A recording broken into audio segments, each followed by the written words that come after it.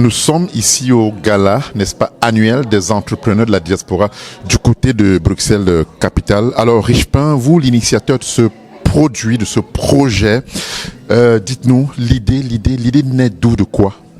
Bon, l'idée, en fait, voilà, je suis Richepin Junior, cofondateur de Vitrine Africaine. L'idée part évidemment de la création de Vitrine Africaine depuis 2012 et dans son évolution classique. En tout cas, on se rend compte des besoins et on essaye effectivement d'apporter des solutions. Et ici, depuis notre création, on a souvent fait des événements qu'on appelait l'événement de présentation du guide africain, qui est un produit de Vitrine Africaine. Après, on s'est rendu compte qu'il n'y avait pas un moment dans l'année où les entrepreneurs pouvaient se rassembler et faire un bilan, effectivement échanger sur les différentes stratégies, parler de leur quotidien pendant toute l'année et découvrir comme ça également des talents aussi. Alors c'est pour cela que l'idée est venue de créer annuellement un événement nommé le Gala annuel des entrepreneurs de la diaspora africaine, qui est un événement de rencontre annuel de tous les entrepreneurs de la diaspora africaine. Alors vous attendez à peu près combien d'entrepreneurs ici ce soir? Pour cette édition, on sera dans les 250 personnes, donc pour parler de ceux qui ont réservé. D'habitude, c'est ça, on tourne autour de 200, 250, 300 invités. Donc voilà, donc ici, pour ce gala, c'est la 3e édition dans son concept actuel. Et voilà, tout se passe plutôt bien. Alors, on a constaté aussi des Européens qui s'intéressent à l'Afrique, qui viennent quand même proposer aussi leurs services. C'est assez novateur dans votre démarche. Ah oui, en fait, la vision de Vitrine Africaine, c'est une vision inclusive, elle n'est pas exclusive.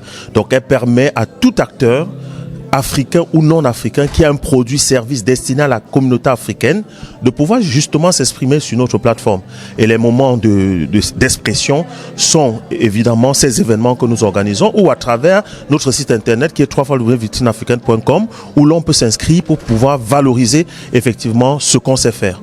Alors en termes de bilan, depuis la naissance de Vitrine Africaine à nos jours, est-ce qu'on est satisfait? Est-ce qu'on croit qu'on a pu apporter à cette communauté qui a assez besoin? Oui, le bilan, il est très positif, surtout quand on écoute et qu'on a des retours autour de nous, des personnes qui sont satisfaits de pouvoir avoir eu à travers notre plateforme des contacts ou alors des affaires qui se sont créées, etc. Et des personnes qui viennent à nos événements qui en sortent satisfaits. C'est une émulsion positive dans notre diaspora. Oui, le bilan, on évolue. C'est d'ailleurs pourquoi voilà, on compte les projets qui existent après 5 ans. Donc nous, ça va faire 12 ans. On est là, voilà, ça veut dire ce que ça veut dire. Alors, on a eu le guide africain de Belgique, on a eu cette rencontre annuelle. La suite, l'avenir, c'est quoi?